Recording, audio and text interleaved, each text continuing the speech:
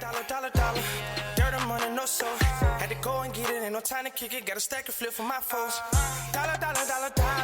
Please tell me you can hear me. Don't turn your back and don't neglect me. Just let me know if you need me.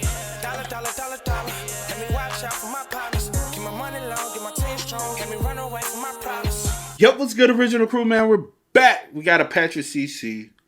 We got the tragic demise of Wendy Williams. Shout out to the GOAT, Wendy. It's such a tragic thing for her to go down the way she, you know what I'm saying, kind of went away from being at the top. And you gotta give credit where credit's due. You have no YouTube bloggers, no YouTube gossip, none of that without Wendy Williams. And she's an actual true journalist. She only spoke on what she knows, not speculation. Most of these YouTube bloggers and fake journalists only speak on what they think. Half on be lying just to keep some views going. But again, they are nothing without Wendy Williams. She is the GOAT. Yeah, go ahead. What you gonna say? No, I'm about to say I'm pretty sure probably every single thing probably could have been like maybe a personal opinion. I'm saying not everything was probably factual. It's probably like maybe one or two things. Maybe yeah, she gave her personal opinion. I'm saying like she never covered her story without like having some full details. Having some kind of type of credible source. I got you. Source of information. Because I've even heard people talk about how she got her information, and it has been stories that were fed to her, and she could see through the bullshit. And she's like, I'm not, because she's a true journalist. A lot of these people can't see through the bull. Because they're not real journalists. They don't have the proper education and knowledge and internships and learning the art and craft of it. They just hop on the mic, buy a mic on online and hop on the camera and talk. Get to talking. Yeah.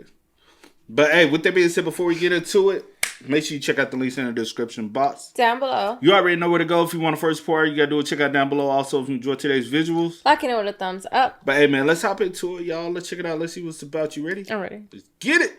Celebrity gossip has been an American staple since the birth of Hollywood, but in the 90s and 2000s, exposing celebrities or revealing their darkest secrets to millions of people became a billion-dollar business of its own. Wendy Williams always dreamed of being a cog in the wheel of the Hollywood media machine, and she carefully crafted a formula to build an empire of her own. Wendy understood the public's insatiable curiosity to dive into the personal struggles and scandals of celebrities, realizing that gossip not only humanized stars, but also fueled their cultural relevance. But walking the fine line between entertainment and exploitation came with its own set of risks, which she had to face when confronting Tupac Shakur and the all-powerful Sean Diddy Combs. And after nearly 30 years of dominance, the tables turned, and Wendy herself became the subject of relentless scrutiny with her personal struggles splashed across headlines. She could not adapt to modern times, her show was cancelled, and she disappeared from her glamorous gossip empire. However, we would sadly find out that she wasn't necessarily cancelled because her fans got tired of her, but rather because she is facing some serious health problems that she may never recover from. To compound these issues, it could all just be a setup by some shady people surrounded by Wendy. They may be over-exaggerating or straight up lying about her alleged dementia to trap her in a conservatorship and steal her multi-million-dollar fortune. This is the wild world of Wendy Williams. Wendy always considered herself the black sheep of her family. Wendy grew up in the late 60s and early 70s as the middle child of a middle-class family in suburban New Jersey. During the heat of the civil rights movement, with cultural tensions at an all-time high, her parents, Shirley and Thomas, obtained a high level of education, sharing a total of 3 master's degrees. My father is always quoting Shakespeare, says Wendy. I call it crazy, but in actuality, it's intellectually just over my head. Wendy felt like she was living in the shadow of her older sister Wanda's flawless academic performance. Wanda was a straight-A law school graduate, and Wendy graduated high school ranking 360th in a class of 363. There were 3 people academically stupider than me. In addition to Wendy being intellectually inferior to her family and friends, she was often bullied for her dark skin and weight. I learned to have my own inner strength. I had to fake confidence until I actually believed it. And unfortunately, that meant being very introspective and missing out on a lot of the things that kids participated in. Like, I've never been to a prom. I don't know what that's like. I was tall and I was overweight, and I was reminded of that by my siblings and my parents every single day. My father, the first man who loves you, the first message about my weight is, Wendy, you have such a pretty face if you just lose some weight. I would get weighed constantly by my mother and father. One of Wendy's tricks, step on the scale, and then she would lean to one side so that the needle would move downward instead of upward. It might have been maybe too many mashed potatoes. However, her parents say that her childhood was totally fine and normal because she never spoke up about her feelings. Wendy never came home teary. She never came home angry in terms of what's this kid said and what that kid said. No. And for some reason, I guess Wendy just internalized things. You know. But nor did she fight. No.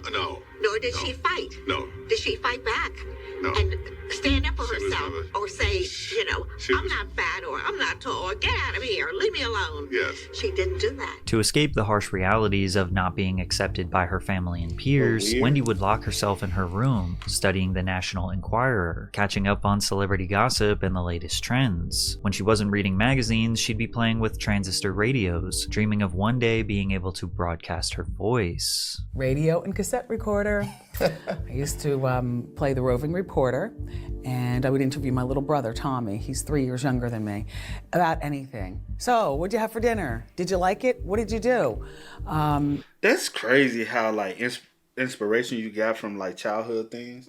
Because you remember like literally, we had ones like this little thing you used to carry, and they had a mic with it, The and microphone, you yeah. could either sing in it or talk in it, and those are things that inspired you to follow your dreams.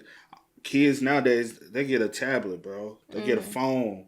They get some kind of electronics. Yeah. They don't get anything that let them show like freedom of expression. Yeah. And to dream and live through this. Because a lot of parents nowadays are just, here, get out my face. Fact. Like me, my mom used to buy me toys and buy us like Walkmans and stuff. And we used to like, what's the joint from Home Alone 2?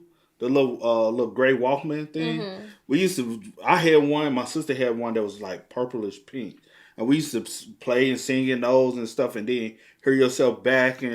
But it had me into like being more vocal and stuff like that. Even though like I was very like introverted, but it was my way of being creative. Or I get in front of the fan and we sing in front of the fan. You try to, like, but it's your way of thinking outside the box. You doing things you don't think other kids are doing, but we all had those, Yeah. those experiences. And like she said, like that was my way. Like I got it. Which you never know, that could lead your kid up to, what I'm saying? Buy your kid that play set, that paint set, buy your kids certain things to have them to be able to freely express themselves, to be able, don't just throw them a gadget. Right. Throwing them a gadget honestly cripples them. It doesn't help them. True. And then I would play back and listen to myself. I just loved radio. The people who did it, they all sounded like they had such cool, fabulous lives. They talk about the parties they were going to, and Donna Summers is coming to town, and they'd be at this restaurant and that restaurant. I said, I want to be cool too. So I knew that when I grew up, I wanted to be either a newscaster or I wanted to be a radio broadcaster. After high school, Williams attended Northeastern University in hopes of becoming a television anchor. She ended up switching from television communications to radio to advance her career faster. Wendy was young, full of ambition and energy. She would take the train from Boston to Grand Central in New York just to listen to her favorite DJ's broadcasts. In Boston, she secured an internship at Kiss 108. However, she was not content just being behind the scenes. In a desperate attempt to secure airtime, she entered the building in rhinestones from head to toe, before storming into the studio while they were in the middle of recording. Wendy wanted to be on air, Maddie Siegel told The New Yorker. I look at interns as people who are going to bring me my coffee, but she, from day one, went, okay, which microphone do I use? Wendy explains, virtually everything in life I have plotted on to get. Nothing has happened by fluke. After graduating college, she moved around frequently in an attempt to find a radio station that felt like home and best fit her looks skill so set. different. Wendy was a hustler, sacrificing time with family and friends to achieve a dream that they didn't really understand. And I got a weekend gig in New York. So I would do weekdays at WOL in Washington and drive up on Fridays after my shift, which would end at 7 o'clock. And I'd be on all weekend long over in Queens. And then I would drive back to DC. And I would never even stop at my parents' house, never had time for friends because everybody was kind of not understanding my dream and kind of laughing at me or something or trying to, my friends were like real immature and stupid and wanting to party and hang out, and I'm on a path, and my parents were very, oh, do you want something to eat? What is this crazy thing you're doing called radio? I would sleep in my Subaru. They gave me a Subaru for college graduation. I would sleep in my car at every rest stop between New York and Washington, D.C. to block out the noise of people telling you can't do it. Right. I would literally I'd have a blanket, an alarm clock, and a quilt. And I would take a bird bath in the bathroom. I'd be woken up by the man sweeping next to my Subaru looking at me because I'm like the crazy, girl and I had a baby shade without a baby. Pull the baby shade down. Unfortunately, this life... That's crazy. What she's saying is true, though. A lot of times when you're trying to succeed at something in life and you are like finding yourself being able to break certain barriers, you like, hey, I can see this taking me somewhere. A lot of people won't understand. A lot of people will like, oh, that's what you do? Oh, like, okay. Well, let me know when you making your millions. And they never think you'll get there. You know what I'm saying? Trust me, I've seen it firsthand. Directly firsthand. People are like, and then you know what's so crazy? Because I see it so many times where people, like, they start, especially something within entrepreneurship, and if they get so hurt by family and friends not supporting them. Mm-hmm. I'm like, those are the last people you want supporting you. Or those the last people you would, like, don't expect your family and friends to support you at all.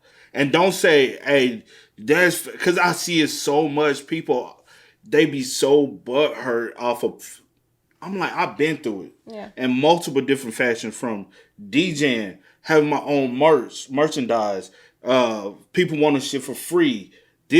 No. And you know what? When we hopped on YouTube, because I went through that so much, I literally had family who would get mad at me and be like, well, I'm gonna just unsubscribe to you. And now you want me to tell you what I would say back? I don't give a fuck. Do what you want to do. I literally was like, I don't care, bro. You don't watch anyways. You just hit a button. You don't watch. So I can, bro, y'all like would not believe how many times I get phone calls of family members bragging about somebody else doing something, but they don't do that shit back. Does it bother me? To a slight, but at this point in life, I really can give two fucks else. Because family just don't understand. It's your vision. It's your dream. You got to do what you got to do to make it. You know what I'm saying? Like, the more you, sob over that, it's a distraction. Put on those guards, get in tunnel vision, and focus on your success. Nobody's going to achieve it but you. And nobody deserves to reap the benefits but you. I understand 100% what she's saying. You know what I'm saying? Like, a lot of people gonna constantly count you out. Bro, just prove yourself right. Prove it to yourself and nobody else. And I trust me, it's gonna feel 10 times better. You know? She ain't said a word. I tried to earlier, but you can't. Oh, what I say? Oh, nothing. We can go. No, I had to. It would have been at that moment, but we can go. And I had a baby shade without a baby. Pull the baby shade down. Unfortunately, this lifestyle was eating away at her. To cope with the pressure of working in media and entertainment, Wendy developed a serious cocaine addiction. She was constantly in a haze, which may have initially fueled her animated persona. Her addiction got out of control, sometimes snorting 2 grams of coke a day 4 days a week. During her shift, Wendy would play an extended track of Noel Pagan's Silent Morning, which gave her just enough time to sneak into the bathroom and get high. One night, Wendy took a hit so hard that it knocked her unconscious. When she regained consciousness, the air had been dead for over 3 minutes. Fortunately, her bosses weren't paying attention, but it wasn't long before they caught on to what she was doing, and ultimately, she was fired. For the first time in her professional life, Wendy hit an all-time low. She went from sleeping in her car to finally achieving a small slice of fame like she had always wanted, and now it felt like her dream was slipping away. But Wendy wasn't gonna go down easy. Williams spent her time sending out audition tapes throughout New York City. She briefly worked overnight shifts at WPLJ before finding a permanent position at 98.7 KISS FM. There, she began gossiping about rappers and celebrities during a segment called Dish the Dirt, where Wendy, for better or for worse, started to deeply understand the Hollywood gossip engine. And there, she developed a genius formula that would begin her takeover of New York radio. At the start, she would interview low-profile celebrities, creating a symbiotic relationship where she would help the artist reach a mainstream audience in exchange for something scandalous about their personal lives. But it wasn't long before she caught the attention of some heavy hitters in the industry, because without a doubt, Wendy was the show. I just want to thank everybody for listening, because although you might think I sit up here and diss and everything like that, I'm just a positive person trying to do a positive thing, trying to have a little bit of fun and make my mark in the world. Thank you very much for listening to KISS. Really. Wendy, why do you diss people? Oh, Ralph, let me tell you something. I heard something about you. If you turn off the camera, I'll tell you exactly what it is. Her off and on drug use combined with her outspoken personality made her extremely unpredictable. It was the kind of thing that captivated listeners. Nobody knew what she was going to say next. According to Vinnie Brown, he dealt with record executives who called up and said, "Hey, your girl is talking about my artist." I can't tell you the amount of times people like Bill Cosby, Puffy, Russell Simmons called me directly, and I just had to let them go off about something that Wendy said, and I'd be smiling without them knowing. And while this may have been good for ratings, sometimes Wendy would take things too far. She seemingly did not care about the legality of her claims, nor did she ever think she would face repercussions for her actions. A recurring segment on her show was discussing what rappers in the industry are on the down low, or hiding their homosexuality from the public. There were lots of homosexuals in hip hop back in the 80s too. That was, what's worse, hip hop wearing skirts or hip hop being closeted and having a plethora of kids to prove manhood that, and denial of something that you shouldn't have to deny, which is your sexuality. We come from a very homosexual era of hip hop as well. There was a radio personality once upon a time. Her name was Wendy Williams, and she was practically burned at the stake for talking about such. And now it's all come full circle. She even spread a rumor that Tupac Shakur had been R-worded in prison. Now, it's important to understand that very few topics were more taboo in the hip-hop world than homosexuality. Homophobia has always been prevalent in the hip-hop community. Hypermasculinity was a dominant theme in hip-hop culture, and any deviation from traditional notions of masculinity, including homosexuality, was often stigmatized. Suggesting a rapper was gay did more harm to their reputation than you could imagine, and Tupac perceived Wendy's comments as an act of war. Tupac denied the rumor after one of his first interviews after being released from jail. The media, they make me act like I would act. I'm in jail, they reporting that I'm getting in jail. I'm sitting in jail, niggas is banging on my door going, "Ah! When? Why you ain't say that? What's going on?" Talking about, I got in jail. Ain't this you did an interview with somebody yesterday today? Yeah. Just about that, right? No, I didn't even talk to them. They got that from somebody else. Tupac recorded a diss track that was released posthumously titled Why You Turn On Me. He rapped, "I put Jenny Craig on your fat ass. You fat troll. Anybody ever seen Wendy Williams' fat ass? Why you always wearing spandex, you fat bitch? I know your p*** stinks, you fat hoe. I'm putting Jenny Craig on you."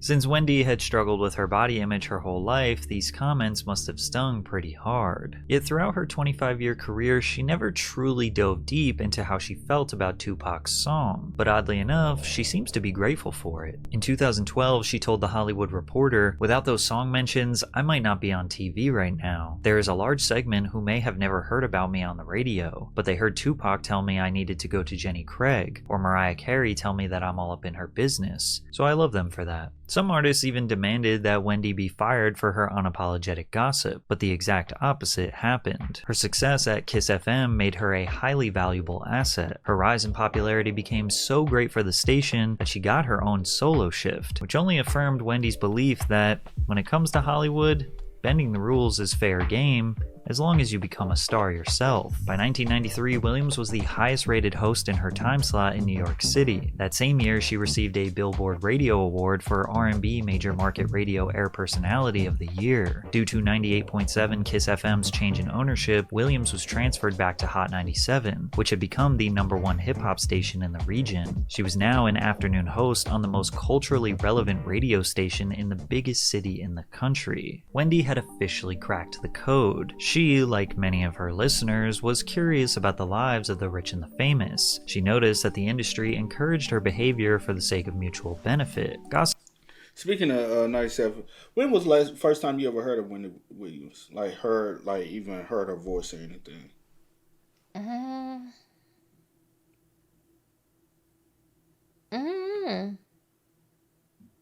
You can't remember? Because I swear she used to be and I want to say this radio station it was out of Memphis at the time. It was K97.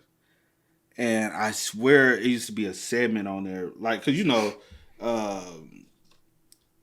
they might have a radio station, K97, based out of Memphis, but it's like a syndicated radio station might be playing on that. So, say, for instance, Williams' radio show was syndicated. And because I swear I remember used to hearing Donkey of the Day, and Wendy Williams was doing Donkey of the Day before Charlemagne, you know what I'm saying, or Jackass or something, and they used to give him I swear, bro, because Memphis used to have 2 hip hop stations. It was like 101 point something, and I swear it was K97, but I can't remember. Somebody from the M, let me know in the comments, man. I swear. That could be true, but I really couldn't tell you like the. Y'all probably didn't pick it up though, cause like say for instance we'll go to the J, it really didn't pick up over there, but it picked up mine. No, I'm not talking about that. I'm saying just when I heard the first time I heard her voice, I couldn't tell you. I really couldn't tell you. I swear I feel like I heard that, cause when it said 97, made me remember. I was like, I swear it was like K97, K97 FM. I swear that was this radio station. No, that's the radio station. No, I'm saying as far as did y'all listen to K97? I know what K97 is, yeah. Like, when we used to go towards that way, you can pick up, like, when we used to go to Bolivar all the time, or to... Yeah, I'm just saying, like... Whatever, like, when we used to go more that way, yeah. like, you could, like, pick up certain stations that'd be more static back home, or whatever. But, yeah.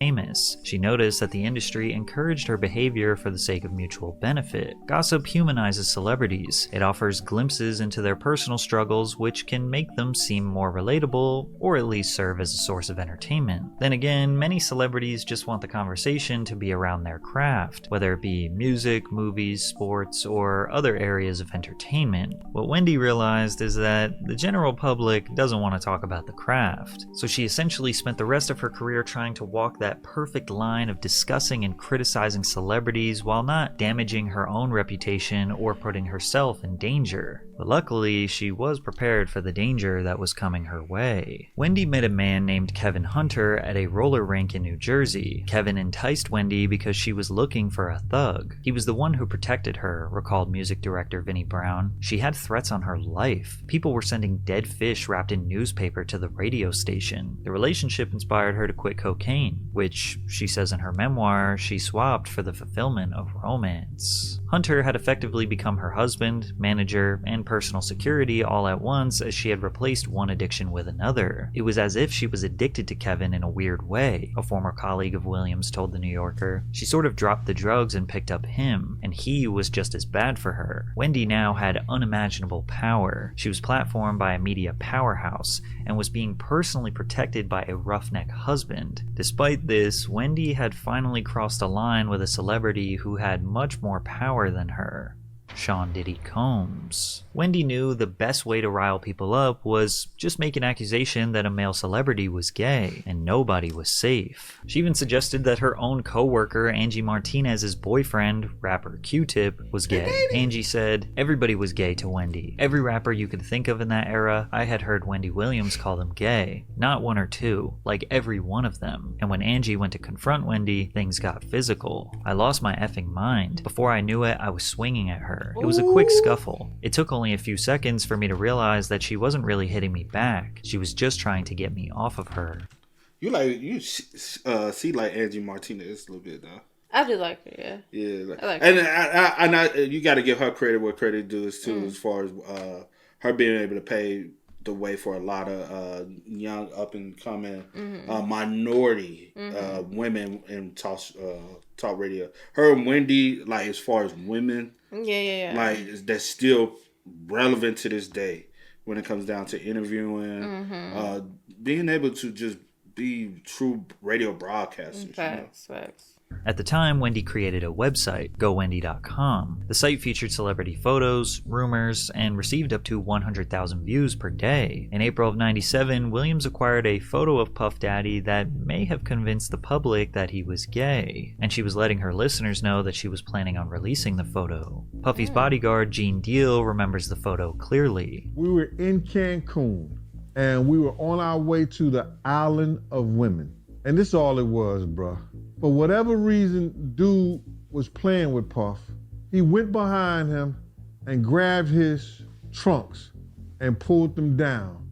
When he grabbed his trunk to pull it down, some girls that was taking pictures. They took that picture and emailed it back to Wendy Williams. Wendy Williams said she... It's a photo with speculation. That's what she saw. You know what I'm saying? And real men don't play like that. I was gonna say, what would even make you feel okay doing it? Yeah. Like comfortable doing it? Like, no. He should be no. She had him in a compromising position, and like he was gay, something like that. And she was gonna put it out.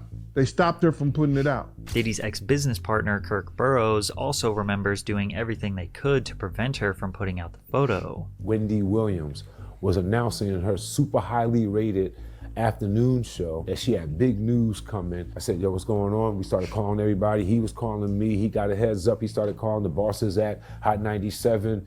The street team was listening. They heard, the executives heard. We instantly all left the office, 19th Street, some in cabs, some in cars, some running all the way down to Hudson Street where Hot 97 was, to get down there just to handle the situation and make sure that picture was not exposed to the masses and was not delivered through Wendy Williams. This scandal was too large to brush under the rug. The station's hands were tied and they suspended Wendy. When she returned from her suspension on air one day, she referred to the girl group Total, who were bad boy signees, as broke hoes after their comments favoring her suspension. And after she made these comments, the members staked outside of Hot 97 to confront her. I remember I got off the air one day and them Total were downstairs waiting, and everybody upstairs at the radio station is looking down, egging it on, waiting for something to go down. And since Total was signed to Diddy, it makes people think that he was the reason they tried to physically assault her. Ultimately, WQHT, the owners of Hot 97, came to the conclusion that Wendy was a legal liability, and they permanently removed Wendy from the air, causing her fans to protest outside of their offices. And in light of recent allegations against Diddy, many suggest that he used his powers in the industry to get her fired. Charlemagne the God seems to think so. That was Wendy. Wendy's whole thing was Diddy was gay since the 90s. She knew, dog. No, Wendy was throwing that out there. Apology. That's why Wendy got fired from Hot 97. Wendy got fired from Hot 97 by Diddy, because that's when Bad Boy was smoking hot. Wow. And yeah, she got fired for putting that out there. This was a major hit for Wendy's turbulent career. She was contractually prohibited from taking another New York radio job for 8 months. So she went over to Philadelphia's Power 99 FM station and signed a $250,000 contract. However, while other broadcasters might interpret this as a sign to maybe slow down, stay quiet, play it safe, Wendy continued forward with the shock jock formula that had made her famous. In 2001, having boosted Power 99's listenership, she ultimately returned to New York to reclaim her throne as the queen of radio during Wednesday afternoons at WBLS. This show was called The Wendy Williams Experience, and on this show you got typical Wendy, back like she never left, mouthing off about whatever celebrity drama was permeating throughout the culture.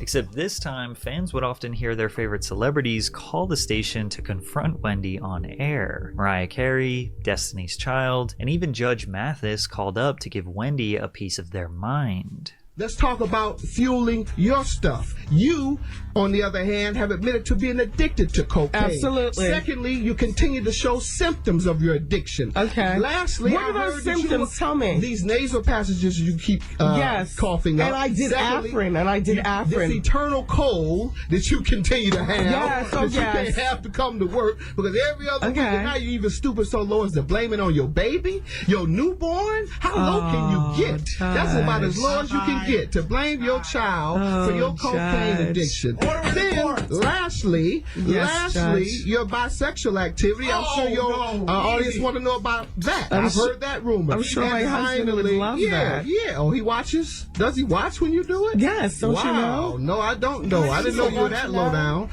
She said what? She said, "Don't you know?" But also, she on her addiction.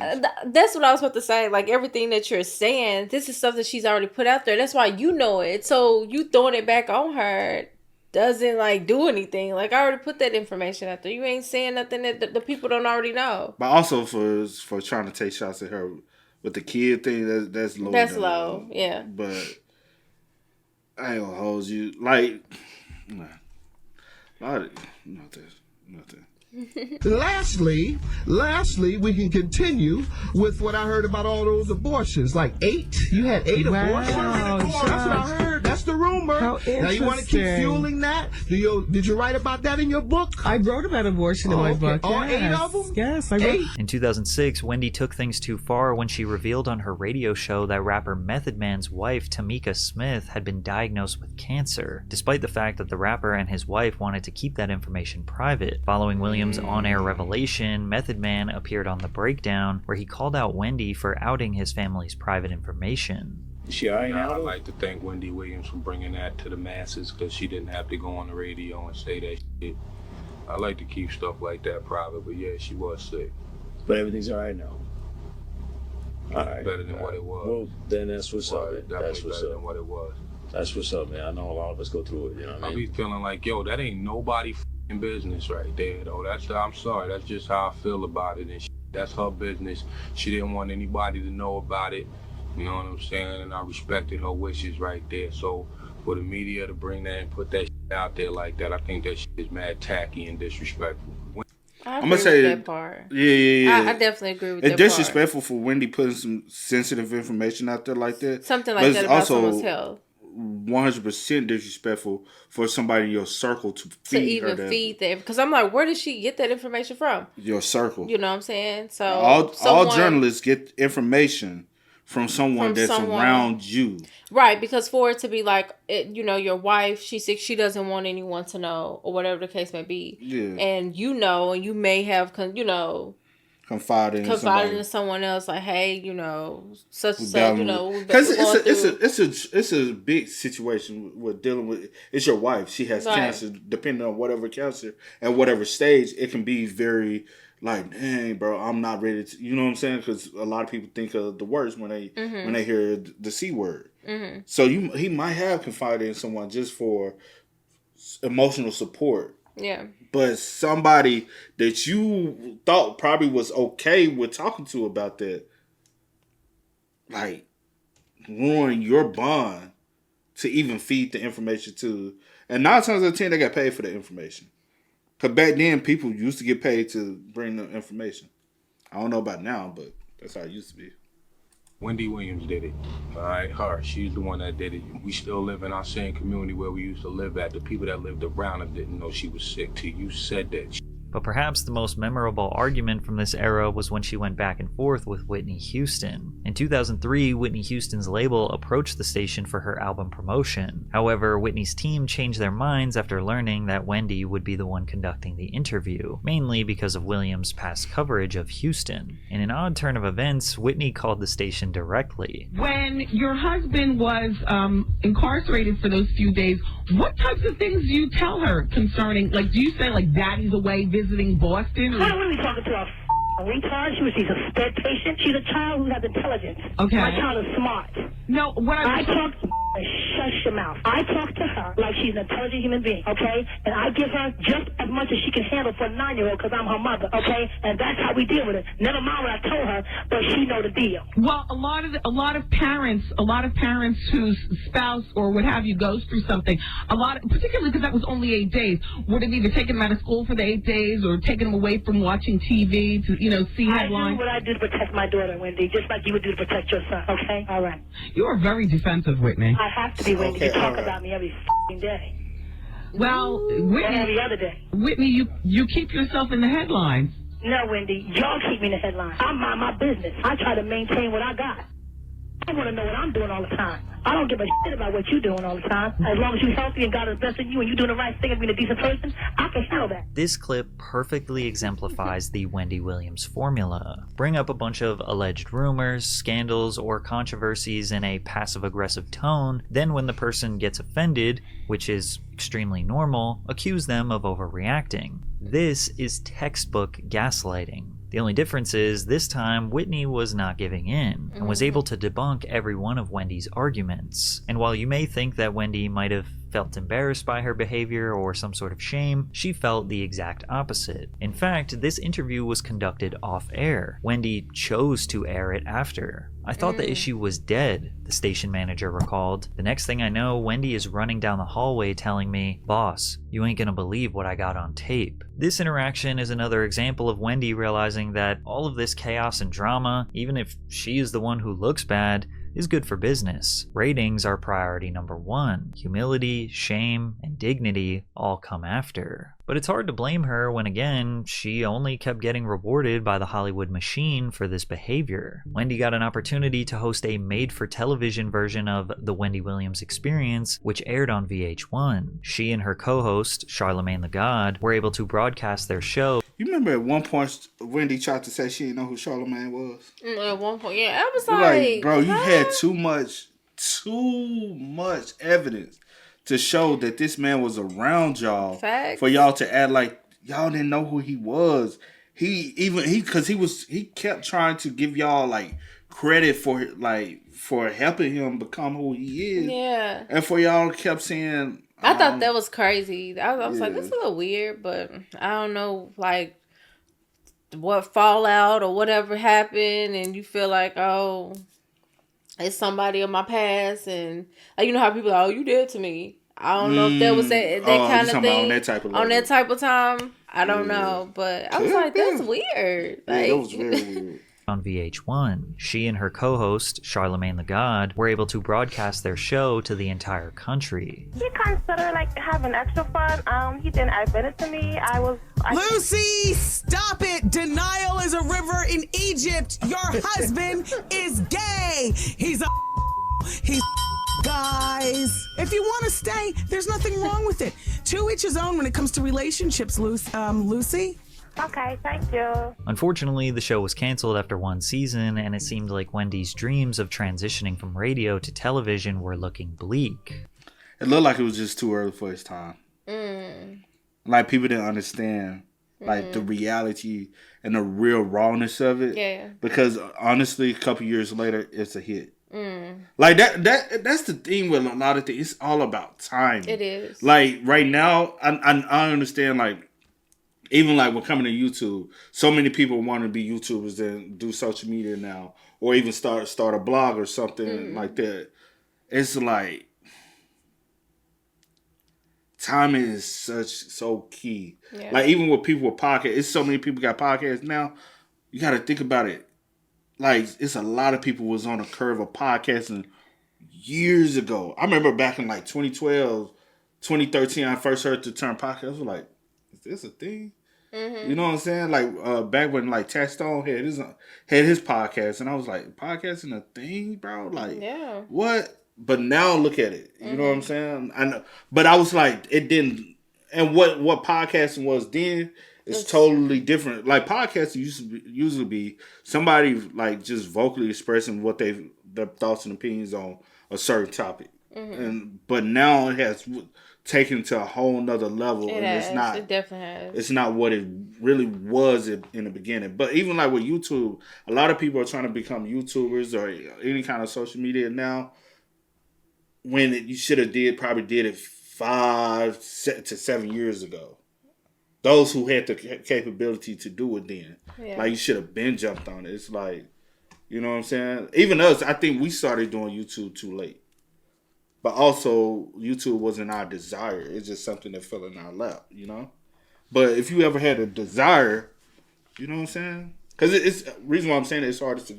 What was my desire, but not to do this particular thing and with someone outside them. However, in 2008, Debmar Mercury approached her and wanted to offer her a job as the host of a new daytime talk show, The Wendy Williams Show. Wendy Williams' show is set apart from the other shows because I'm giving the Wendy. And I'm not a polished journalist. I'm just a nosy woman from the suburbs of New Jersey, and I want it all. Fox signed a deal with Debmar Mercury to broadcast the show nationally on their stations, beginning in July of 2009. BET also acquired cable rights to air the program at night, and in 2010, BET International started airing the show in 54 different countries. The show was an overnight sensation, with 2.4 million daily viewers on average, as Wendy alternated daily with Ellen DeGeneres as the #1 female host on daytime TV. While Ellen focused more on feel-good entertainment, comedy, and heartwarming stories, Williams knew what her audience wanted: to discuss celebrities' personal lives, controversies, and scandals. I just learned that Chris Brown was leaving an airport. His Twitter name is Mechanical Dummy.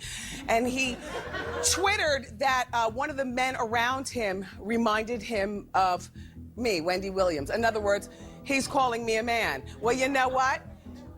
At least if I was a man, then I would spend my time bullying other men, perhaps, and not other women.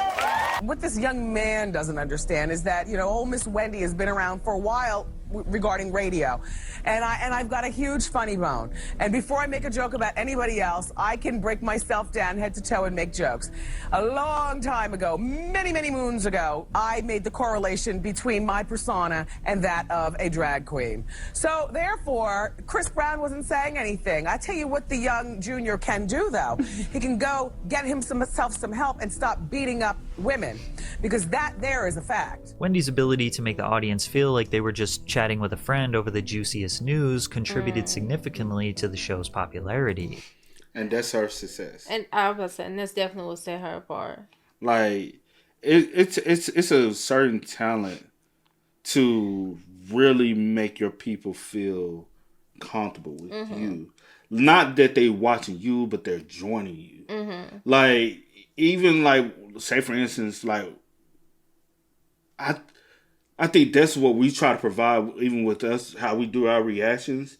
Because I know a lot of people don't get in the comment section and communicate with us in the comment section, but the way we communicate, the way we try to converse about things, it's like kind of how you invite your friends over to the living room and y'all talk about something y'all seeing. Yeah. Or something that's on the news, and you have an open discussion and talk about the topic. It's like, you call somebody up, you know what I'm saying? Y'all just gossiping on the phone. That's you. You know what I'm saying? I ain't know. You call them up. I'm saying like the cousins. Listen, no. It's the same difference. Like we all cousins. It's the same difference. It's the same difference. You talking about homegirl and cousins. You coming in the living room, whatever. I'm just adding to what you're saying, because I used to hear it's like hearing your folks on the phone all the time. No. Yes, what we do. No, I'm not talking about what we do. I'm talking about. But what I was saying pertaining to what we do. Okay. That's why I don't say nothing, y'all. I'm adding to what he was saying, what he just said, and then I was like, yes. It was like a friend, whatever. I was just adding to that. You already said what you said, so I was trying to say what I said. But let's just go. Somebody said in our Hot Topics meeting that he's not aging the way a lot of 40-year-olds age, like he's aging fast. Maybe it's the thin hair, receding hairline, and the beard. I don't know. It doesn't matter. He still gets the girls, any girls he wants. He was spotted leaving a club with not one, not 3 women, 20. Damn! And we don't know whether he was going back there and having sex with all of them. Maybe 5 of them were having sex together and he watched. And then maybe he would jump in and then jump out and then take a shower. He connected with. Then they tried to connect him. And you know who? Then they said he like him young. I don't know what they said, but yeah, they tried to. Yeah. No, I'm saying. I don't know. Have we did a video they talked about him? Maybe. He like him young too. I don't know.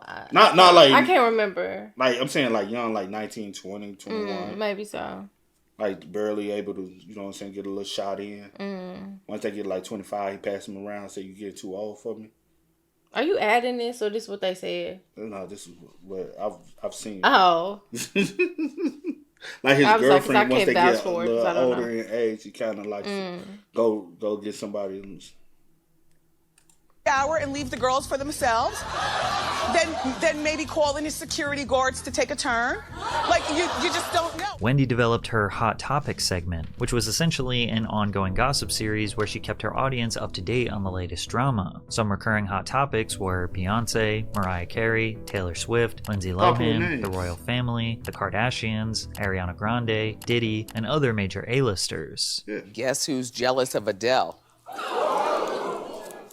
Beyonce. According to In Touch magazine, Beyonce feels overshadowed by Adele. Beyonce and Kim Kardashian have both lost their crowns because it's all about Taylor Swift. So Taylor has officially become the most popular person on Instagram. What I love about this story is that she's become popular without ever having to expose booty cheek, fake thigh gap, cleavage, or any of the above. Like Taylor is just, do you know what I mean? The idea that, that Kim has become famous by laying on her back, that Beyonce, while a beautiful and talented girl, everything, well, a lot on her social media is more sexualized. And all Taylor does is expose pictures of her cats. Throughout the show's meteoric run, Wendy's unfiltered commentary ranged from cheeky references to unhinged takes on extremely dark issues, like when she called R&B singer Trey Songz dreamy while discussing his domestic violence charges. So Trey Songz was arrested yesterday for allegedly beating up a woman that he was dating. They were at a party. There were a lot of people around who witnessed this, according to the woman. He was charged with felony domestic assault. Isn't he just so dreamy? Yes. I mean, I do believe I heard, and Norman did too, one of our co-hosts over here, we're not gonna zoom in on her, say, beat me. He beat up a woman. Audience gasps in shock. But isn't he so dreamy? Oh my god, yes. Her audience are like primary school kids. Karrueche Tran, Chris Brown's ex-girlfriend, filed a 5-year restraining order against Chris and won. Brown allegedly texted her, "Bitch, I will beat the shit out of you, and I promise I will make your life hell." Tran claimed in a sworn statement that Brown had previously, quote, punched me in my stomach twice and pushed me down the stairs. But Wendy Williams thought Karrueche had ulterior motives. We know why Karrueche was with Chris Brown. She claims, that she was with Chris because, nice personality and whatever. She was with Chris because she's a thought who was after the dollar. I mean, this is not exactly a girl who has her own business and her own coins. That's the stupidest question ever to ask a girl of this nature. Like, why is she with a celebrity who's wealthy? Duh. Wendy was oddly hypocritical in the way that she criticized women for things that she openly struggled with. Which is very true with what you said earlier, with the way she communicates with her audience. It's like, you know what I'm saying, how growing up you used to catch your mama and her little, her little best friend with her friend on the phone, they gossiping about, girl, did you hear about this, such and such? Mm-hmm. But that's how she liked to deliver hers, is more on a girl, like, is that how y'all talking in the beauty shops? Yeah, we just talk about everything. Keep what's in the beauty shop in the beauty shop. Mm-hmm. What I'm saying is, cause you know what I'm saying, like that gossip girl style. You know what I'm saying? Mm-hmm. Like, girl, did you hear about this? Yes, I did, child. I know you did. You know. In the way that she criticized women for things that she openly struggled with. She criticized Lil' Kim for her botched plastic surgeries when Wendy had multiple plastic surgeries herself. She claimed Ariana Grande was too small to be a real woman due to her height and frame. She's the size of a baby. She's only 5 feet. It's not like I'm saying that, you know. So she's just a little munchkin. She's probably 80 pounds soaking wet. So first of all, the carrying is not like carrying a fully formed woman. You know, she's 21. She'll forever look 12, which, you know, I don't mean that in a good way. I mean that in a, you know, it's nice to look younger than you are, but when you look too young and then you're short, she's only like 4 feet 11. I don't look at her as like a woman, and she will forever be a little girl to me. Even when she hits notes and sings about love, like, what do you know about love? It's just, I guess, a stereotype for somebody who's like 4 feet 11 and with big googly eyes. Williams also called out Beyonce's poor speaking skills and called her uneducated, despite Wendy being bullied by her friends and family as a child for not having the same academic prowess that they had. So I'll be able to understand what she says. She, you know, Beyonce can't talk. Beyonce sounds like she's got a 5th grade education. She can't talk. Excuse me, I just said I'm a fan, but we have to call a spade a spade. And while Wendy was willing to tone down her outlandish takes and intrusive thoughts while inviting a guest onto her show, she still would apply pressure and ask questions her audience wanted to know. Game has a song, and in the song you clearly hear him say that he slept with 3 Kardashians. Now I've got a picture of an array of Kardashians, including the mother, because, okay. Have you slept with Khloe? If a celebrity was scheduled for an interview on the Wendy Williams show, they needed to be prepared for Wendy to ask them about their relationship status, substance abuse issues, and feuds, among other gossipy things. The big thing happened at the Bunny Ranch. You were only there for a few days.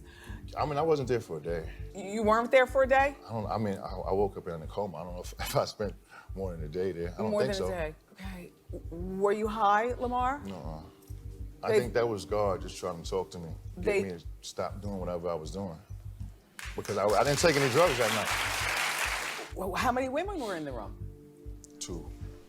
And I didn't have sex. So you didn't do drugs, but by the way, the toxicology report showed that you had cocaine in your system. Real talk. Okay, but I didn't. Okay.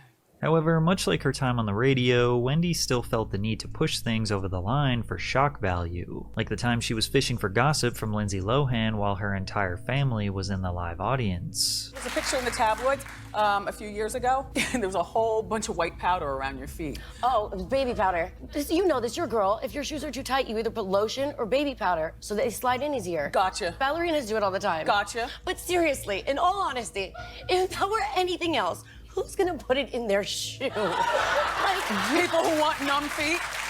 Are you sexually fluid? Do you consider yourself sexually fluid? I remember you had a romantic relationship with Samantha Ronson. No, I like men.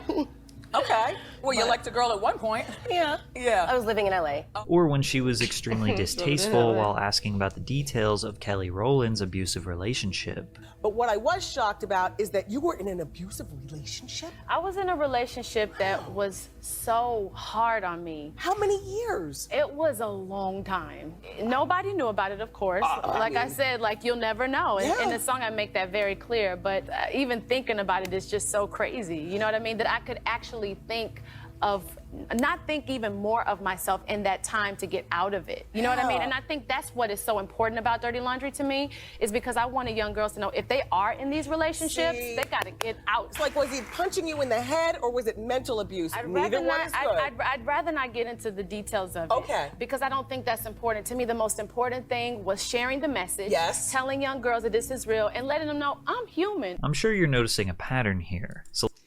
But also, you can't necessarily blame Wendy for asking the question she asked to these individuals who know who she is. You know what I'm saying? Like, my thing is, say for instance, I know this person is known to be messy and drama-filled. Do I come to your show? Because I see time and time So again. it'd be wrong for someone to be like, you would think, depending on the subject matter, that you would turn it off. And in the sense of being a little bit more. You don't have to go. But that's what I... Right, you don't have to go.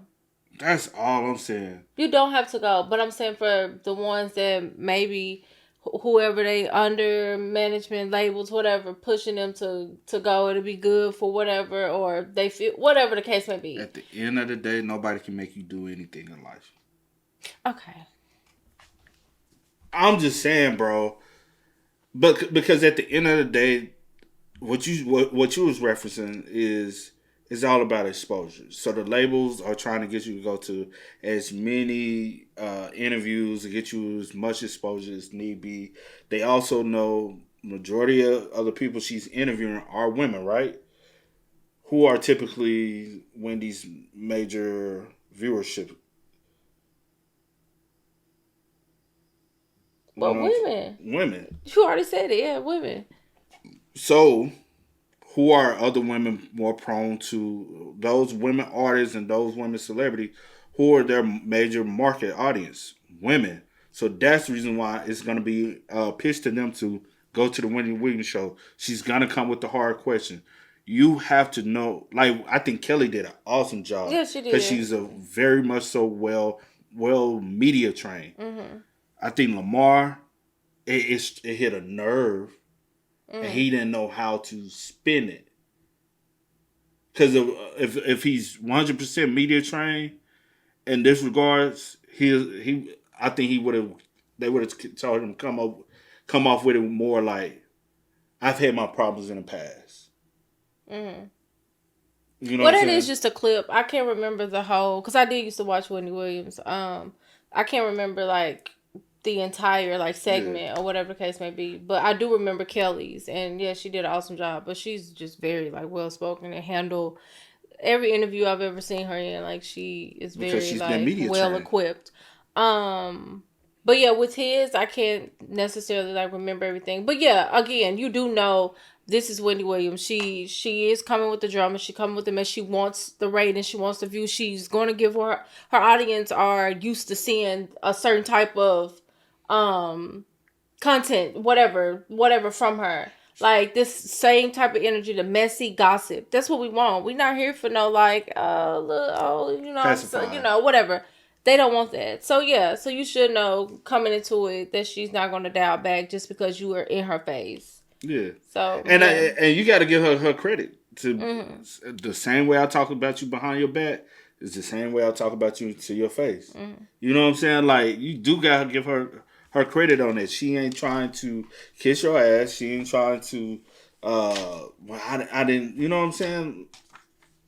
But also Wendy been the same Wendy since the 90s. Since before most of y'all careers actually started. You know what I'm saying? Or started flourishing. I'm saying the ones that were showing up on the TV. And I've seen people like go toe to toe or like put her like, kind of check her. Like check her or whatever. And she like, whatever, cool. But the ones that don't, like, she will eat you up. She will eat you alive. So it's just like reading the energy like, oh, like, okay, you're not trying to like, go toe to toe with me. So I'm going to continue to press you. And that's what she did. Yeah, but that's the part of you gotta get your clientele. You gotta have the media trained, and that's another thing that's lost in this generation. A lot of people just not media trained. They don't know how to deal with a lot of that is majority of them. Yeah. They just loose talk, bro. Celebrities know that Wendy is gonna go fishing. So they have to do their best to remain calm, collected, and professional, because if it was up to Wendy, they would get messy. You can see this on full display when Tiana was trying to talk about her art, and then Wendy interrupted her to bring up gossip. Tiana had to remain calm and steer the conversation back. A lot of emotion in that dance. She had a best friend who slept with her man, okay? Now let's break it down. Are you still friends with her? Okay. Look, only because, Tiana, there are a lot of dumb girls who would forgive the friend and stay with. Oh, girl, I ain't seen her since. Wendy violated by even bringing up her friend sleeping with her man. Sometimes celebrities have to set the record straight. They will not tolerate Wendy's behavior. The hell was that? I said, smooth you out. What does that mean? We're talking, have a nice conversation. Let's have a conversation. Omarosa. Oh, no, I know how to chill. Okay. But I will not be disrespected. Okay. That's what you said, ain't It's not time for you to look for your moment. I invited you here. Oh, I know how to find my moment. What is I that, understand. The book. We're going to talk about the book. All right, well, let's get to it, Wendy. Oh, don't, I want to look at it and show it to, well, and 50 Cent was one celebrity who was not willing to put up with Wendy's criticism of his parenting. 50 and his son Marquise have had a tumultuous relationship which has been very public. When Marquise turned 21, 50 made a joke post that he would be throwing a child support release party, and Wendy thought that was a low blow. Oh, please, he is petty spaghetti. No, I don't really think he's throwing a party. I just think he's being petty on social media. And Marquise, I'm sorry that all this is happening for you. Anyway, 50 apologized afterwards, saying he's insensitive because he never met his dad and his mom was killed when he was 8. 50 is how old now? 40? 42. 42. Too old to be blaming some of his adult behavior on his lack of childhood rearing. You're 42. You got a 21-year-old son. You know, get your life. Although this seems like moderate criticism, 50 clapped back extra hard. He posted a picture of her in a bikini on Instagram with the caption that read, "Wendy Williams just told me to get my life together. Shaking my head. Your husband is not a bad man. He deserve a side chick for talking to you. You ugly MFer. Focus on your own shit. Oh yeah, we in Club Lust tonight. You're invited, LOL. He made another post on Instagram letting her know that she messed with the wrong one and he would not hold his tongue. But their beef continued a year later when 50 Cent threw a party in New Jersey and Wendy Williams was able to get in. As we saw from a picture she took with Snoop Dogg, apparently she just went to see Snoop and then left to avoid 50. Once the news was given to him that she showed up, he was furious. I don't know what she was even doing there. Like, why I'm not going to Wendy Williams' parties. Would you go on her show? She at my party, huh? Why she there? She knew I was at that party. Why she going to that party? Snoop is only in New York because of me. Why she going to see Snoop? Go see him another time when I'm not there. Don't come where I'm at. I don't like you, okay? I don't like you. You said things about me, and now I don't like you because you did it for years. As we all know, 50 is a master troll, so whenever he felt like being petty, he would just throw up a picture making fun of Wendy. And as Williams' fan base grew, so did the number of people questioning her invasive strategy, believing that Wendy's ego had finally got out of control. While some took the good with the bad and claimed, that's just Wendy, others started to see the Wendy Williams show as sort of a mindless cult that didn't actually think about the things Wendy was saying. Should she suffer? Like, low-key, sometimes fan base can't come off like that, though. You know? Yeah, that's with anything, with anybody. It do be giving that sometimes. Most like, definitely does. Obsessed. Not just with this, just people, period. Yeah. It comes off so obsessive. A lot of them, though. All right, clap if you think she should suffer. Clap if you've ever wanted to kill somebody. Even Wendy would say things that genuinely shocked herself, like the time she wished death on Britney Spears' parents. Dare you, Mr. Spears, you had me fooled. And you too, Mrs. Spears. Death to all of them. Wendy Williams was hard to read. The moral lines were constantly blurred. Is it hypocrisy, or is she playing both sides for provocation? Does she lack self-awareness, or does she understand that the hate will make the show reach new viewers? Do celebrities actually care about her gossiping about them, or are they just playing the victim? No one can say for sure, but whatever it was, Wendy was getting rewarded for every scandal, and the media engine that she created wasn't slowing down. Unfortunately, her health was going to be a major factor in halting her career. In October of 2017, the Wendy Williams Show held their annual Halloween episode where Wendy came out dressed as the Statue of Liberty. Everything seemed to be going smoothly, but something was a bit off with Wendy, something that didn't match her usual eccentric persona, and suddenly she collapsed on stage. Our first caress.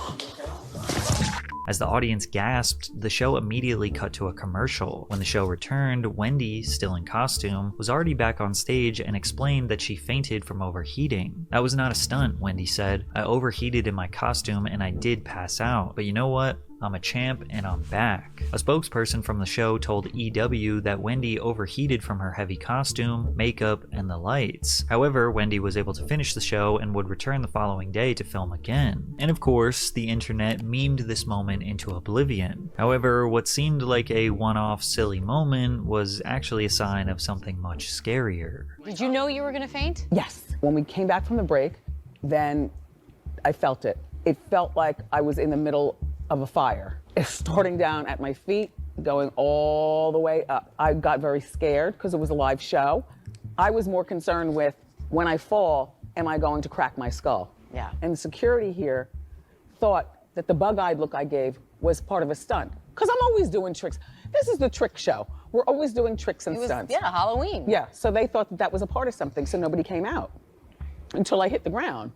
Then, oh my gosh, chaos ensued. Less than 4 months after she fainted on live television, Williams announced that she would be taking an indefinite hiatus to be treated for Graves' disease, which is an autoimmune disorder that causes the thyroid gland to become overactive, also known as hyperthyroidism. In Graves' disease, the immune system mistakenly attacks the thyroid, a butterfly-shaped gland in the neck that produces hormones regulating metabolism. This attack causes the thyroid to produce excessive hormones, speeding up the body's metabolism. This disease can cause a person to have heart palpitations and tremors, rendering them anxious, irritable, and shaky. In roughly 30% of patients, including Wendy, the disease can inflame the muscles and tissues around the eyes. This would be the accurate explanation behind Wendy's bulging eyes. Wendy's health complications seemed more alarming than she led her audience to believe, but she would return to the Wendy Williams Show after a 3-week hiatus, where she opened up about putting her health first. 21 days hiatus. And this is coming from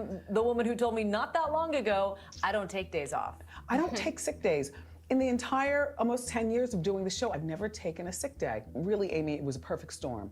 A perfect storm that had been brewing, I have to say, internally, knowing my body, since late July. Wendy reassured everyone that she felt 100% better than she had a few months prior, trying to convince her audience that this was just a phase, and to try to forget that that accident ever happened. That wouldn't last long. A year later, Wendy revealed to her audience that she had been staying at a sober living house. Caught up in their addiction and looking for help. They don't know I'm Wendy. They don't care I'm Wendy. There's no autographs, there's no nothing. It's the brothers and sisters caught up in the struggle. Nobody knew.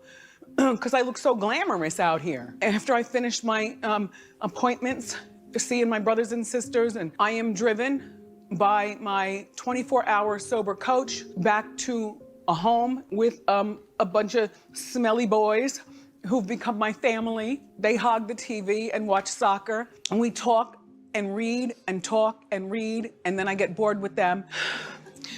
Doors locked by 10 p.m., lights out by 10 p.m., so I go to my room and I stare at the ceiling and I fall asleep to wake up to come back here to see you. At the end of the segment, Williams promoted a 24/7 hotline launched by the Hunter Foundation, which she founded with her husband and son. Wendy said the hotline had already placed 56 people from around the world in recovery centers. Unfortunately, 50 Cent used this as a time to take some shots at her. He posted on Instagram a picture of her looking disheveled with the caption, "I knew something was up with this bitch. It was the drugs. She better not talk about me, then go to rehab every day, crackhead." Unfortunately, Wendy's health wasn't the only aspect of her life seeing a steep decline. By 2018, I wonder when she passed out, was it 100% pertaining to her health, or was the drugs also?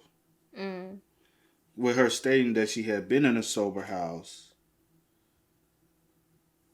did they find out that she was actually, they tried to spin it as saying she was actually sick? Cause that's what, like, I'm taking in what she's saying, but I'm like, it could have been a mixture of everything. You never know. True. Cause that's why I'm like, it could have been both. Like, you did have health problems, but also you never know what's really going on in people's life, you know what I'm saying? And like some people say, like in situations like this, hurt people. Could it possibly been Wendy has always been hurt, so she's the one who likes to jab at other people because it releases the pain that she feels. Could be. And so she likes to, pass off that pain onto others. That's the reason why when she's like, you can talk about me all day long. It's like you saying stuff I ain't already heard before. Yeah, some people do project that hurt onto other people, so you just never know. And she just made a career out of it. Yeah, and it's very lucrative too, huh? To a degree. Wendy's health wasn't the only aspect of her life seeing a steep decline. By 2018, the same unforgiving attitude from the 90s that many had grown to love no longer appeared to have a place in today's climate. While many characters from the shock jock era aimed to soften their approach, Wendy was Wendy. She just didn't seem to see the writing on the wall. During an episode of The Wendy Williams Show, she addressed the allegations of sexual misconduct against musician R. Kelly, where, in the eyes of many, she seemingly held the victims accountable. After learning that the hashtag #MuteRKelly was trending on Twitter as a protest to remove Kelly from the music industry, Williams made her first real critical mistake. I'm sick of this Me Too movement. You know, I love that people are speaking up for the first time and coming out and everything, but I look at all men like you're a Me Too. All of them, which is not fair. Wendy said, the multiple allegations of R. Kelly holding women in his home, where are their parents? Allegedly, the parents are complaining, but where are their parents? It has nothing to do with Me Too. R. Kelly is just a very sick man. She then had the audience clap if they still listened to R. Kelly, which they did. Wendy continued slipping. For the first time in years, her finger wasn't on the pulse of American pop culture. She may have still had the loyalty of her aging fan base, but she didn't seem to have that same awareness she once had, a deep understanding of the latest shifts in public consciousness. The founder of the Me Too movement, Tarana Burke, would express her disappointment in a series of tweets. I heard what Wendy said yesterday and was disgusted by it. This is why black women and girls are hesitant about coming forward with their Me Too. Wendy Williams, who blames the victim. You really think a 13-year-old girl is to blame for sex with a 30-plus-year-old man? I tried to hold my tongue, but I can't. Yes, Wendy said he was sick, but pivoted to blaming the parents. Focus. He is the predator. Period. How dare you get on national TV and say his victims can't say Me Too? When asked if Wendy felt her comments were more sympathetic to Kelly than the alleged victims, Williams responded, I feel like I know things about R. Kelly that he's told me himself that I promised I would keep in confidence, she told the Washington Post. When I make a promise about keeping something in confidence, I do, and that's that. Wendy just seemed to be digging herself a hole deeper and deeper, as if the time... I wonder what the hell he told It's in confidence, so we will never know. She probably, like, if she is facing dementia, she probably don't even remember.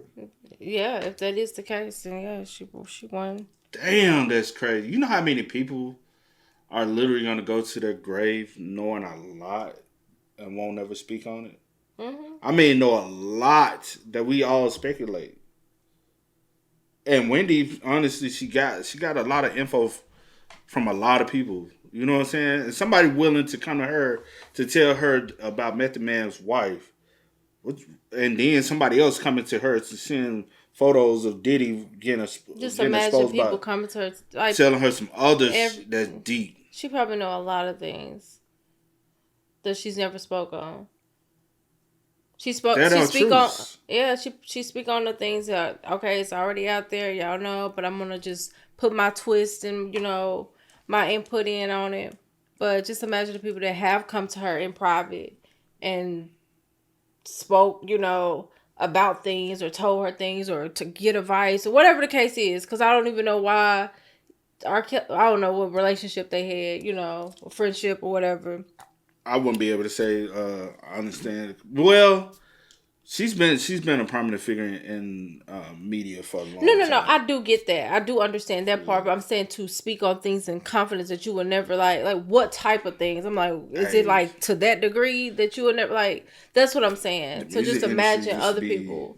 The music industry used to really be a brotherhood back in the day, and that's why, like, even when like I always speak on it, I'm like, a lot of these people learn a lot of these traits from other people. Even like R. Kelly and his situation, like when when that first started hitting the light, we did an extensive research and found out. I personally believe the stuff R. Kelly was doing was a learned trait he learned from others. Doesn't make it right or wrong, but I do say he picked up those traits from other people. And I know some people are like, man, he's always had it. Man, he learned how to do certain things from watching other people do certain things to get away with it. At the end of the day, if you do extensive research, you will understand what I mean by that. People in his close corners did some of the same things, and those people turned around and began to be people who would tell on him. But just like you said earlier, I think that also kind of goes into this as well. When people grow up getting hurt or things happening to them or whatever, hurt people. So people, some people, like, you know, they may have gotten hurt or something, you know, throughout their childhood. They don't do that. They like, that's not me. I'm not going to let that, you know, I'm not going to put that hurt on other people because I know how that made me feel. And some people don't know how to like deal with that pain, and they do project that pain onto other people. Yeah. So that could be this case as well, but yeah. And that's that. Wendy just seemed to be digging herself a hole deeper and deeper. As if the timing couldn't be worse, a month later, Wendy had a strange interaction regarding a barely legal Marcus Scribner when she asked the 18-year-old Blackish star about his virginity, but he wouldn't answer. Are you a virgin? Wendy trying to hit me with the difficult questions. You don't have to answer. All right, I'll leave it a mystery for the audience to okay. decide. Then Wendy discovered in 2019 that her husband Kevin had a secret family on the side. Her husband's infidelity had been a point of speculation for years. As her reputation began spiraling down, nobody outside of her fan base really felt sorry for her. You know, stuff happens in life. Yeah. Stuff happens, and it's okay. I've still got a very full life that I really endured. Please don't make me cry. Okay, I won't. I'm sorry. Oh my God. I didn't plan on this, but it is what it is. I have got to go eat my food with potato salad and everything, and I got to get on the plane in the morning, but I have a very full life. Thank you for watching. I would ask you to respect our privacy, but please, I don't respect people's privacy. That's why I do the hot topics. So turnabout is a fair game, but all three of us are doing fine. Are we gonna see the three of you guys? Yeah, I mean, together, even maybe not as a married couple again, yes, but as a of family course again. you will. Kevin's got to graduate from college. He's going into sophomore year. He's going to get married or whatever. He's going to celebrate. Yes. Everybody's got to grow up. And is he going to be back with his father again? Yes. Okay. They're not apart. I mean, you know, stuff happens in life. In January of 2020, amid the blockbuster success of Todd Phillips's Joker, Wendy mentioned actor Joaquin Phoenix. She called him oddly attractive before using her finger to pull up a part of her lip to resemble a cleft palate. When he shaves off his mustache, he's got a hairline fracture. He's got one of those, what do you call it? Cleft lip. Yeah. Cleft palate. Yeah. He's got this. Yeah. He's got this. No, I find it to be very attractive. This angered people around the world, including Canadian football player Adam Bighill, who has a son born with a cleft lip. After a week of campaigning for Wendy to apologize, including a petition in favor of firing her that garnered over 70,000 signatures, she apologized to Adam Bighill and also made a charitable donation to Operation Smile and the American Cleft Palate Craniofacial Association. But pop star Cher thought this wasn't good enough and demanded that Wendy be fired. Less than a month later, Williams found herself in another controversy after she criticized gay men for wearing skirts and high heels, declaring, "You'll never be the woman that we are, no matter how gay." The comments came during a segment about Galentine's Day, the fake holiday inspired by Parks and Recreation. Wendy apologized, "I did not mean to offend my LGBTQ+ community on yesterday's show. One thing I can tell you right now is that I never do the show in a place of malice. I didn't mean to hurt anybody's feelings. I'm just having a conversation." But yet again, that same week, she made one of the worst decisions of her career while... You know what happened?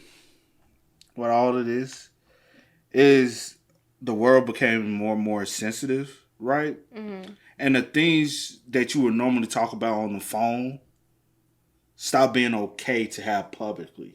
Like we said earlier, the way she was able to be so successful has made people so comfortable because it's like having that call of talking to your girlfriend on the phone, right? Because that's how you put it.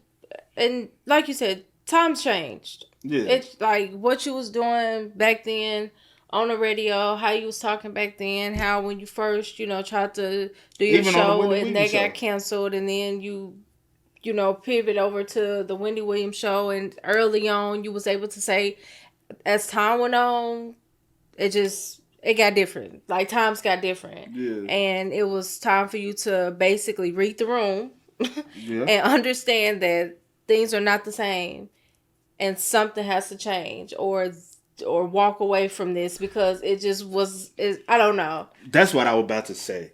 When you said, I was like, I think it would have been a better just do for her to have bowed out and walked away once things have changed. Because you can't say, you can't get away with the things that you used to do that made it very more entertaining for the masses. Because, again, like I said earlier, times have changed. Like, the way a lot of people will approach the situation now and be more, like, people don't want to see that now. Because so much has changed. It's so short little of a time. And she was still being, like, somewhat, to some degree, being held responsible just a little bit back then. They'll fire her from a radio station, but she'll just go get another job at another radio station. Because it's Wendy Williams. You know what I'm saying? So, and help their ratings, and then my contract over, I'm about to go back to whatever. So it still was different. Like, it was just different. Yeah. But yeah. But yet again, that same week, she made one of the worst decisions of her career while reporting the murder of Drew Carey's ex-fiancée, Amy Harwick. She was discovered beneath the balcony of her Los Angeles home and later passed away at the hospital. At the time, the exact circumstances surrounding her death were unclear, but Harwick was reportedly strangled and thrown from the 3rd floor after a home invasion. Authorities identified the suspect as her ex-boyfriend, Gareth Pursehouse. While reporting on this incident, Wendy attempted to make a joke, but this was no laughing matter. She was killed not by Drew, but by the ex. Come on down. At this point, people criticizing Wendy's behavior on social media was becoming a repetitive cycle. It's them dark jokes like you be telling me, like, you gotta watch out. Because everybody doesn't have, like, and sometimes some things just be like, it's too soon. Like, let's just... Like, no. Like, you know what I'm saying? Everyone doesn't have that. People are grieving. Something tragic happened. Like, I ain't gonna hold you. I got enough sense not to make a joke like that. Yeah, like, some things just like, everything doesn't have to be said. That's why I be telling you, like, everything that comes to your mind does not have to come out of your mouth. You know what I'm saying? I be having so many thoughts, but I don't say everything. I'm a very, like, type of person. I decipher, like, what's, like, should I say that? No, don't say that. That, like, it's not even, you know what I'm saying? Some people don't know how to do that. So what you trying to say? I don't know how to do that? It's not about you. I was saying, I just use you as an example because I tell you that all the time on camera and off camera.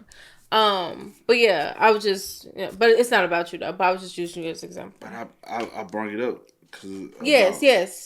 To answer your question, yeah, you don't. Wow. I'm sorry, she still has a job after this? Really? That's absurd. She's a horrible human. For once, her mindless audience didn't clap. Wendy has made her empire on being a mean girl since the hip-hop radio days. Glad her audience decided to not ride with her on this one. Then again, Wendy wasn't exactly known for her empathy reporting on people's deaths. Miss Melody may have passed away, I think. She passed away? Oh.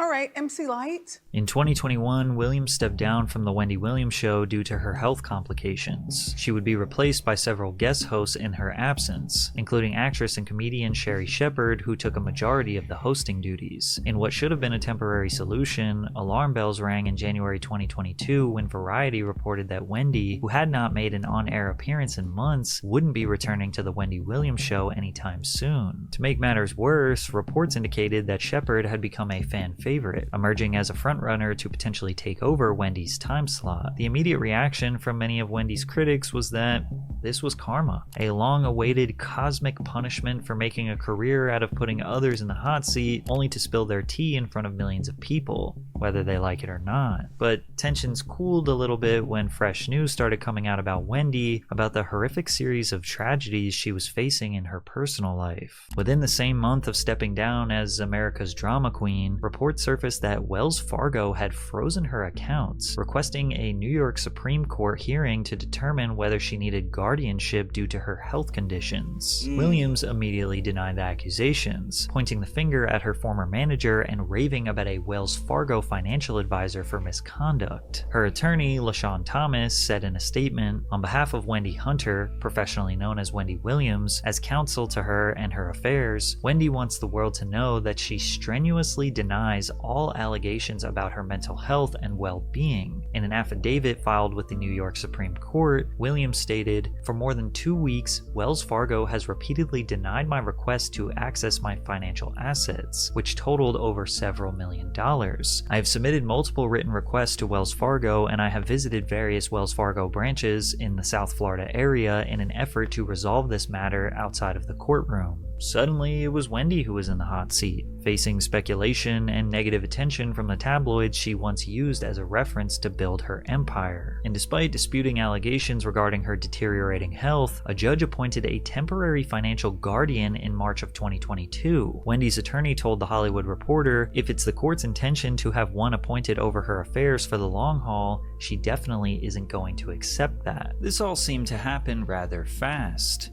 Yeah, we knew her physical health may not have been the best over the past few years, but her mental health? And it was apparently so bad that she could not have access to her bank accounts? This seemed to escalate pretty quickly. Fans got even more suspicious when Wendy posted this video to Instagram claiming that her financial advisor, Lori Schiller, was setting her up. My thing is that I've been asking questions about my money.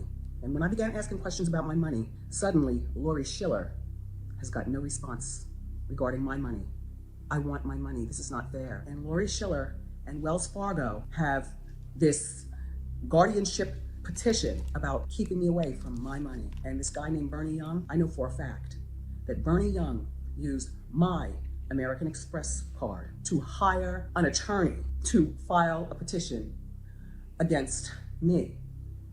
That was done with my American Express card. So Wendy alleges that her team, her financial advisor, and her ex-manager Bernie Young have essentially staged a coup against her. They were able to convince a judge that she was mentally unstable and couldn't be in charge of her own finances. It's also even more suspicious that she received a court-appointed guardian instead of one of her family members. Now, this usually requires some sort of medical diagnosis or official documentation to prove that she is unfit to take care of herself. Well, Wendy seems to accuse them of going to an old doctor of hers for medical records that she never received. And then there's this person, a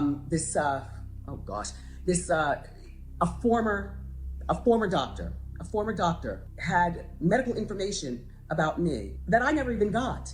It was sent over to Lori Schiller. So I haven't gotten the stuff. I fired the doctor.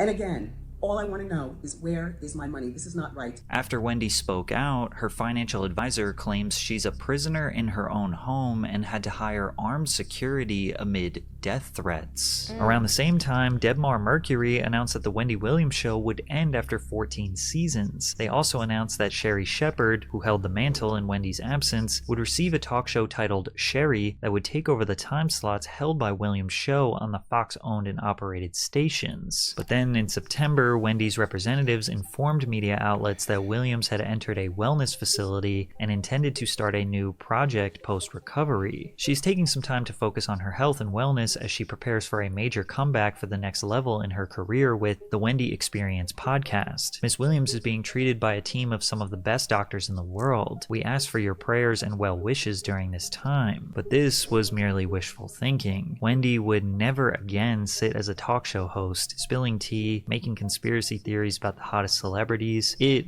was all over. In November, Williams returned to the public eye, and her health complications were worse than her team had originally predicted. According to her representatives, Wendy was diagnosed with aphasia and frontotemporal dementia in 2023, and subsequently entered a cognitive facility. And from there, whenever she was spotted in public or clips of her made the rounds on social media, fans just looked at it as sad. A documentary titled Where is Wendy Williams aired on Lifetime in February of 2024. The documentary is a brutally honest portrayal of Williams' life in recent years, showing her memory loss and mood swings, along with alcohol abuse. In several scenes, Wendy is shown passed out in bed with an empty bottle of liquor beside her. Why do you like liquor? Like, why do you like to drink? Because I can. When you have a drink, like, do you just have it just to have it, or is it because you're stressed out, or you're bored, or what? No, just because I care for it, and I've always been bored. Dementia is something I wouldn't wish on my worst enemy. Regardless of how you feel about her, this is a horrible fate no one deserves. Again, this all happens suspiciously fast. First, she disappears from her show, then she's deemed mentally unfit to manage her finances, and then she has dementia? Even her own son seems unsure if her diagnosis is genetic or alcohol-induced. They basically said that because she was drinking so much, it was starting to affect her headspace and her brain. So I think they said it was alcohol-induced dementia. It's also worth mentioning that experts cannot even come close to 100% guaranteeing that frontotemporal dementia is alcohol-induced. There is no evidence to directly link alcohol and frontotemporal dementia. So about 40% of frontotemporal dementia cases are genetic, and the other 60% of the time, we're not really sure why it happens. Additionally, Wendy's niece, Alex Finney, did a few interviews suggesting that the documentary that was released that painted Wendy as an alcoholic now suffering from dementia was not 100% accurate. But yes, as a family, you know that there's more there. People are going to see that throughout the documentary. I think people are going to walk away saying, this is more than what we realized in terms of what we've read, whether it's things that might have seen on her show throughout the years that seemed a little off. People are going to walk away with that and say, what is really going on here with her medically? This has led to reasonable speculation that Wendy is being set up by leeches who are trying to exaggerate her condition to gain control over and steal from her multi-million-dollar fortune. What I will say in terms of things that I have seen over the last 2 years, yes, there were definitely people around her that you do question. Why are you here? What's your motive? How are you doing this job? Are you getting paid? Because I'm sure you're not doing it for free. Right. You know, so there were those questions. And then obviously cognitively with seeing my aunt in the state that she's in, you do wonder, okay, if she did sign off and hire you or whatever the case may be, was she aware of everything? And this all leads us to where we are today. It's obvious that Wendy has some sort of mental and physical health issues, but is it as bad as we are being led to believe? Does Wendy actually have dementia? And even if she does, how bad does it need to be where she is not allowed to have access to her money? She was seen recently visiting her son's graduation in a wheelchair surrounded by armed bodyguards. Every time she makes a public appearance, her fans are convinced that she is not as unhealthy or cognitively impaired as the reports claim. Therefore, the question remains unanswered. Who benefits the most from Wendy Williams' demise? Wendy's biggest haters see her story as one of poetic justice. After profiting off spreading rumors, exposing celebrities at their lowest moments, and fueling public judgment, she became subject to the same ruthless scrutiny as her life unraveled. However, anyone with a shred of empathy can look at her current health status as nothing short of a tragedy. Dementia is a heartbreaking illness that deeply affects not only the victim, but their friends and family. We all know celebrities only benefit from gossip. Good news or bad news, all they want is for you to be talking about them, as their entire business model revolves around them being culturally relevant. Plus, Wendy was self-aware. She knew she was nosy and pushy, and when she got criticized, although it probably stung at the time and maybe she got a little bit defensive, she took it on the chin and kept pushing because she knew, well, if I do it to other people, they're gonna do it to me. In many ways, Wendy Williams was simply an engineer working for the almighty Hollywood machine. She fought her way up the ranks, understood what people wanted, and gave them exactly what they asked for.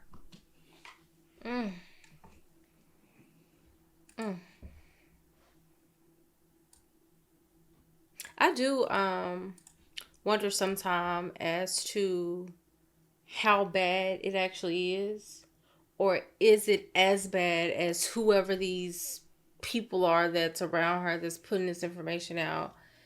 Like, is it as bad as y'all are saying? Because we just seen a video not too long ago with her, and I was like, oh, she looked, she looks better.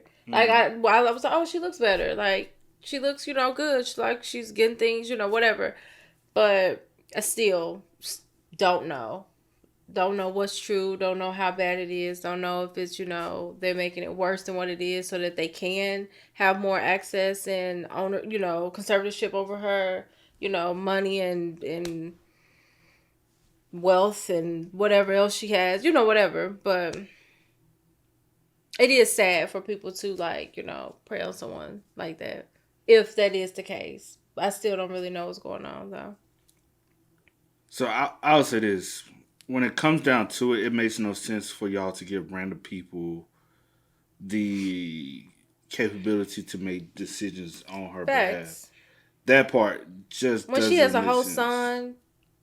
If the niece is any, I don't know much, about her, but she has family. So who are these people? You know what I'm saying? Who are these other people? That's just crazy to me, and I never understood that. I just thought, I was like, huh? What? Like, you would think that you would go to family unless she is signing off on things and she don't know that she's signing off on certain things. I don't, people will trick someone into signing something, telling them it's one thing and it's something totally, I don't know. But, on that part, I don't know. But, yeah. And then, the fallout with her husband, that whole situation, just whole rock bottom. Because at the end of the day, the person you will want to be able to help you right now in this situation, in this light, with dealing with mental and dealing with so much legality, is your spouse, somebody who's been with you. But honestly, he was using you too. Yep. Everybody's around been using you. That's what they do. And the only one,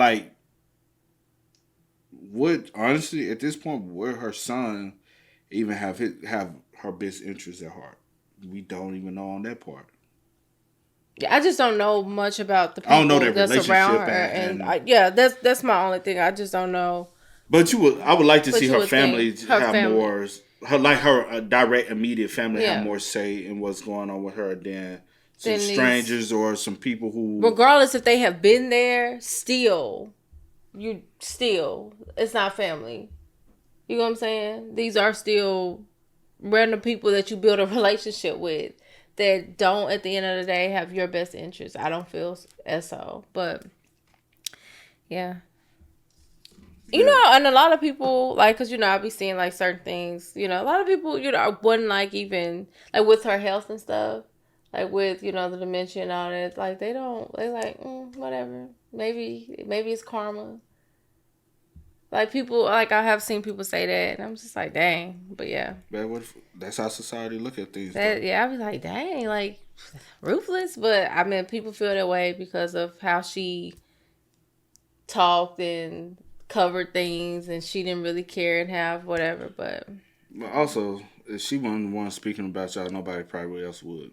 Yeah. Y'all really got to look at it like that too. Yeah. But anyway. But hey, man, y'all spam us up in the comments. Y'all let us know y'all thoughts about it for us in the comment section down below. But until next time, y'all know how it goes, man. I do go by the name DJ New Kid. This is Sierra Nicole. We are. Kid and C. We are. Peace. Time to kick it, got a stack of flip for my folks. Dollar. Please tell me you can hear me. Don't tell your back and don't declare me. Just let me know if you need me. Dollar. Let me watch out for my partners. Keep my money low.